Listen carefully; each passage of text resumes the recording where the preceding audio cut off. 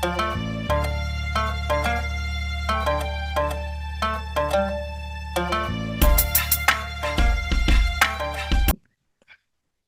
up, guys? Thanks for clicking on the video and welcome back to the podcast channel. So yeah, I things have been pretty quiet around here since I've decided to do whatever I want to do. But I promise you I will be back for some of the things that you subscribed for. Gonna be working on that office beat now. But in any event, this is what it is really all about. Princess Lightfoot, and just the things that kind of like cross my mind. I get into these little eras of time when there's just like things that are just kind of like so prevalent. So it looks like all this stuff was real about witchcraft, the one that we were hearing about. It's just like it's so incorporated in our everyday lives and it's like in our faces, and we kind of just gotta resonate with the fact that it's a real thing and it's just not folklore, and it's starts in a name. So I was just wondering about my last name, and I won't disclose that, of course, for my privacy. Um but I was wondering about that. So because shout out to these Christian animations. I don't know if you guys have seen this on YouTube, but these things are like amazing.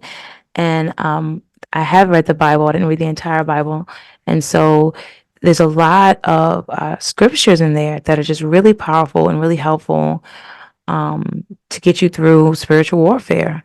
And so in thinking about names and how there's like ancestral curses and things like that, what can you do if there's like a curse on your family name? Well, even further, they say that there are curses on the first daughters of families, of Christians, of people, because we all started out with God's people. So, in any event, so I found this thing, the Journal of the Deadbeat Society. Are any of your ancestors in the book? Thou shalt not suffer a witch to live. Ooh. The book finally arrived, set against a stark black cover is the gilded title, Associated Daughters of Early American Witches, Roll of Ancestors.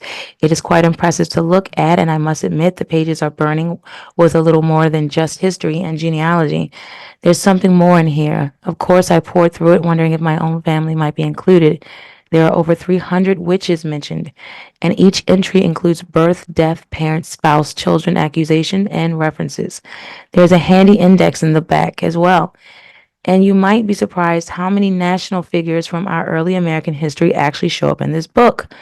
John and Priscilla Alden, Anne Hutchinson, and ancestors of many famous people. But what about my own, I wondered. So that's very interesting, because it's another thing in Hollywood where it seems as though they only ever date within this circle. And then you also find out that many of them are related to each other. It's just something else. And then you tweak this name, Anne Hutchinson, you can get Anne Heche.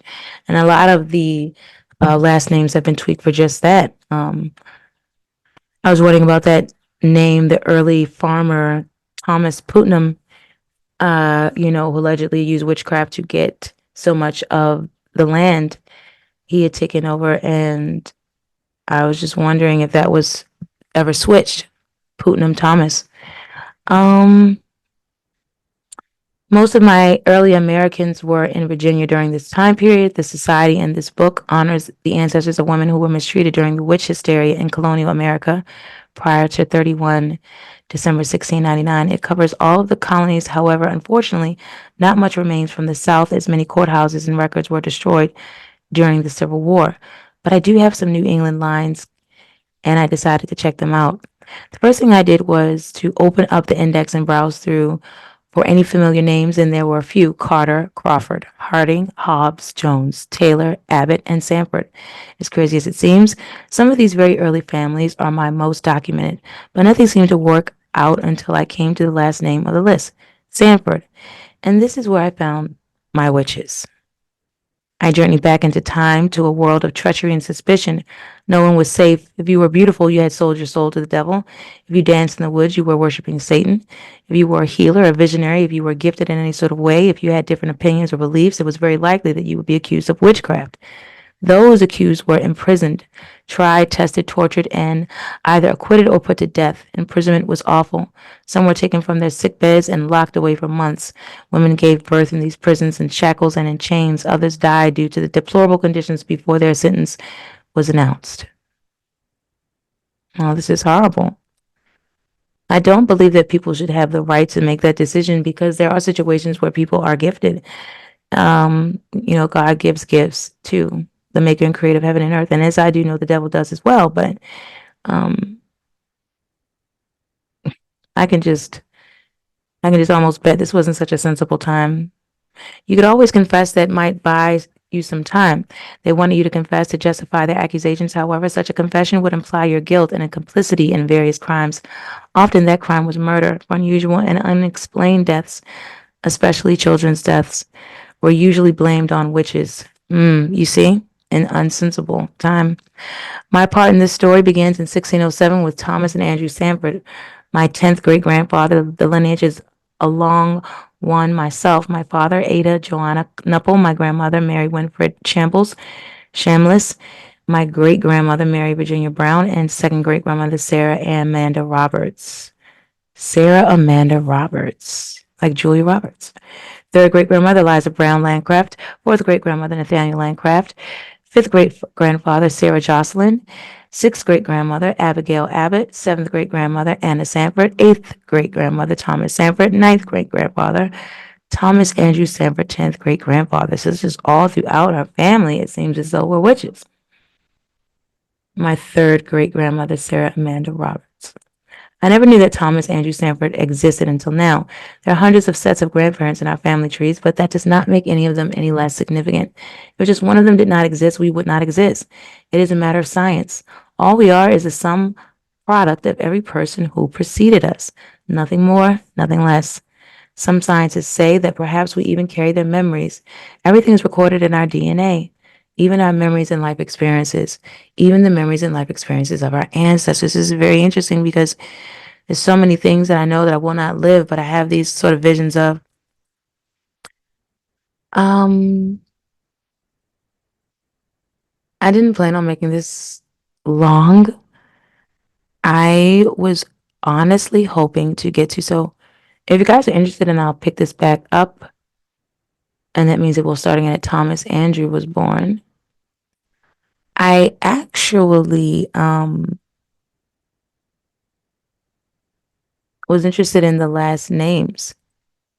If there's any name that you recognize, drop it down in the comments if you have anything to give to this. I have not heard any last names that I recognize so far. Oh, it isn't that very long. All right, let's just finish it up then. Thomas Andrew was born in Essex, England, around 1607, 1608, to Ezekiel Sanford and Rose Warner. He came to America on the Arabella in March of 1631 and settled in Dorchester, Massachusetts. Eventually, he was granted land in Milford, Connecticut, where he settled permanently. Thomas had a brother named Andrew, who also came to America and settled in Hartford, Connecticut. Wow, they say that's like a really witchcrafty place, too. Herein lies our family witch story. Salem, that village whose name is synonymous with witch hysteria, had a viral in the panic of the 1600s, and it was Hartford, Connecticut. In fact, Connecticut's witch hysteria preceded Salem's by decades. There is an interesting book, The Witchcraft Delusion in Colonial Connecticut, 1647 through 1697, by John Taylor, that provides some excellent resources for anyone interested in this often neglected part of the story and of the history of our fascination with witchcraft. It contains all the details of the old text and the descriptions of how to know a witch, how to examine a witch, how to punish and execute a witch. Here's a link to an online version of the book, How to Know a Witch. Wow. Guys, that's going to be part 2 of this podcast. Most importantly, for me personally, this book also contains the story of my uncle, aunt, Thomas and Mary Sanford. According to written documents, Andrew and Mary were indicted on witchcraft charges on June 6, 1662. Based on the confessions of Rebecca Greensmith, the Greensmiths were not popular citizens. They've been accused and convicted for stealing and other petty crimes over the years. It was in prison that good wife Greensmith indicted the others. I also testified that I, being in Yewood at a meeting there, was with me Goody Seeger, good wife Sanford, and good wife Aries.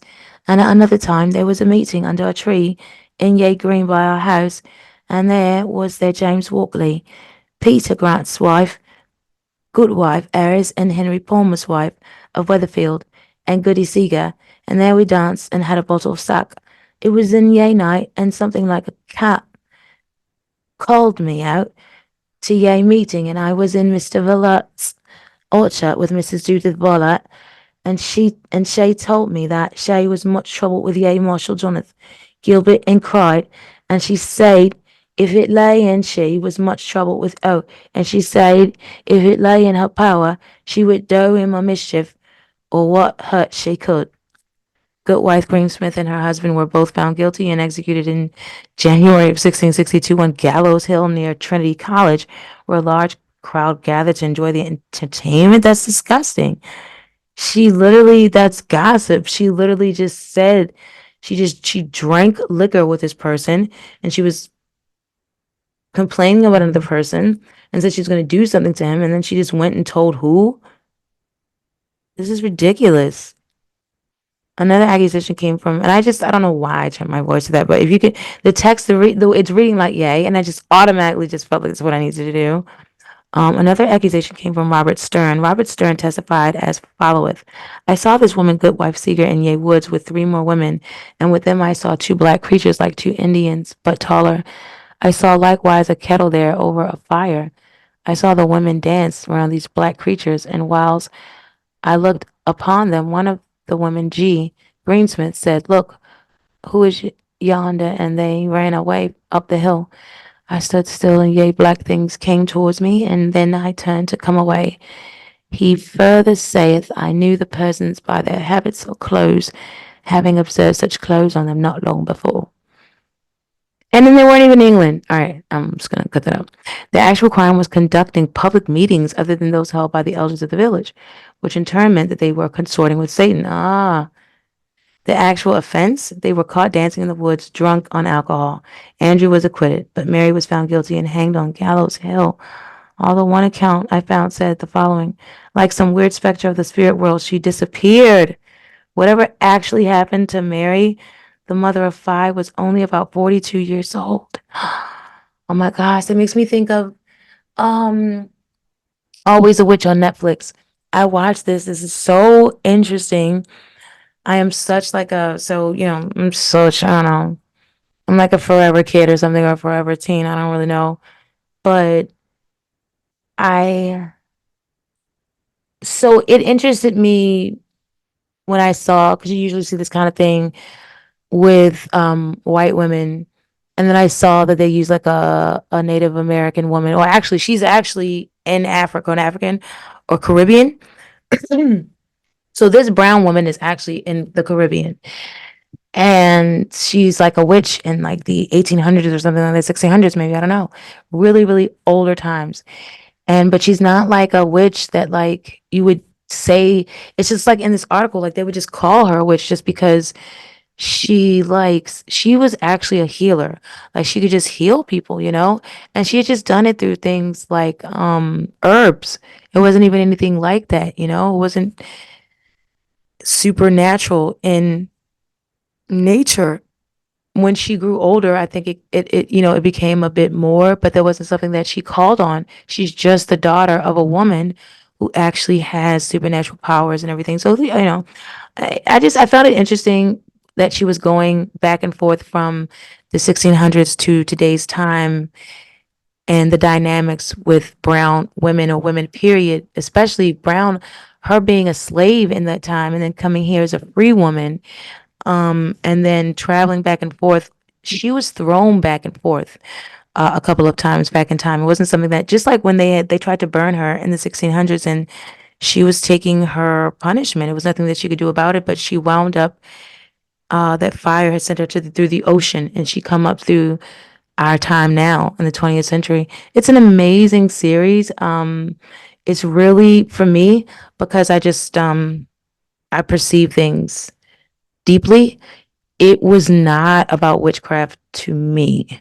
It was more like I saw the moral compass and the moral lesson in it, and also just the huge difference in thought processes, and also the similarities in the way in groupthink. Groupthink is a huge problem. I have a post on my community wall. Groupthink is a huge problem, and groupthink was bad then, horrible then. It's bad now. Um, so Andrew Mooch. So let's do this really quickly. I need to give credit. I was going to do it now or later. Give credit to Michelle Ann Kratz. I believe that's the writer of this article, and I'm going to read the bottom and I'll find out further. So in any event, it goes. Andrew moved his family to Milford following the tragic loss of his wife and lived out the rest of his life near his brother, my grandfather. He remarried and died in 1684. My grandfather died in 1681. Although witch accusations were very commonplace in New England. Oh, there was New England. So I was supposed to talk like that, I think. During this time, Andrew and the rest of our family, I have no sense of geography, I'm very sorry, must have been very fearful because I'm a Native American. That's just what that is. Must have been very fearful of repercussions, for it never ended in their lifetime. Just a few miles away in Salem, Massachusetts, something else was brewing and more lives would be lost. Hanging witches. If you're interested in finding, if you have family connected to the early American witches, make an appointment with me at the Lewiston Public Library. No, you never know. Direct lineage to an accused witch may make you eligible for membership in the Associated Daughters of Early American Witches. This is a society of women who claim lineage to one of the individuals who were accused in early America before 31 December 1699. It's a genealogical society that seeks to preserve the names of those accused. Check out their website. Wow. This is amazing. Well, I mean, here's the thing. Here's why I would be concerned, because that's like me contacting you saying like directly you are a witch, and then what if you're interested in doing something to me? What if your particular kinds of witches like to put things on people like me, or people with my last name, so I would be afraid. I could not knowingly be a descendant of one of these ridiculous people that, well, I don't think I could have been, though, because we were not around there. You know what I mean? My tribe and all. But yeah, wow. So look at all this. The African American Nigeria Falls. So these are all book references, categories. This is amazing. Archives, recent posts. Guys, I'm going to dig into this a bit deeper, and I'm going to come back with some more names. So far, if you're paying attention, you heard plenty of last names. Milford, Andrew, Abbott, Roberts, Sanford. I mean, there's quite a few. She named the Greensmiths. Oh, well, actually, the Greensmiths were the robbers and the beggars. See if your lineage is past enemy, past foe of those. Wife of Weathersfield. So, and then there was Landcraft as well. And then this woman here, Kratz, and you have Hutchinson. All right, guys. Well, I think Miss Kratz was married, and then it went to Kratz when after she got married. So, guys, I was on my way to studying some more for the course that I'm taking. So I got sidetracked with this somehow. Oh, because this channel, guys, check this channel out. This channel is amazing. I mean, well, there's a few of them like this. I haven't actually. This one is Get Wisdom Media TV. So, I was gonna say I'm gonna subscribe in real time, but not just yet. I mean, they're all pretty good and like the same, I guess, but I don't want to say that to you guys, and it's not absolutely true. So I'm just gonna go with one off the top of my head that I know that I'm subscribed to is Mercy TV. Mercy TV is definitely good. I can refer you to that. And this is great. This story right here, actually, beware of evil wedding gifts. Recordings just got better. Hey, it's Dana from StreamYard. I'm so excited to announce. And I'm here to tell you, beware of accepting gifts, period. So this is like an animated Christian, TV skit or skit show, whatever. And it's really, really cool. They're acting out real life situations, so many different situations where you're gonna be like, oh my gosh, this probably happened to me. Somebody probably did this to me. But the greatest thing about this is it actually teaches you how to pray against witchcraft attacks and to pray against evil witchcraft attacks. I don't think there's going to be a good witchcraft attack against you. So, because I don't want to offend anybody.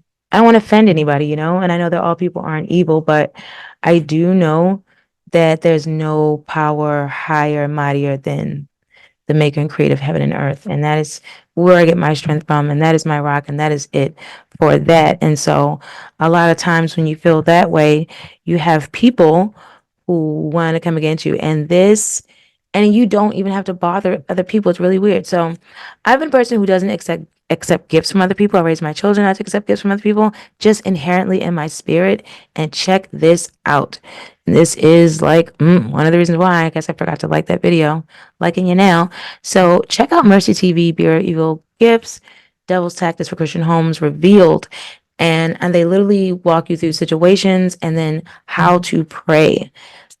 Awesome. Guys, I hope you enjoyed this podcast. I totally enjoyed it. I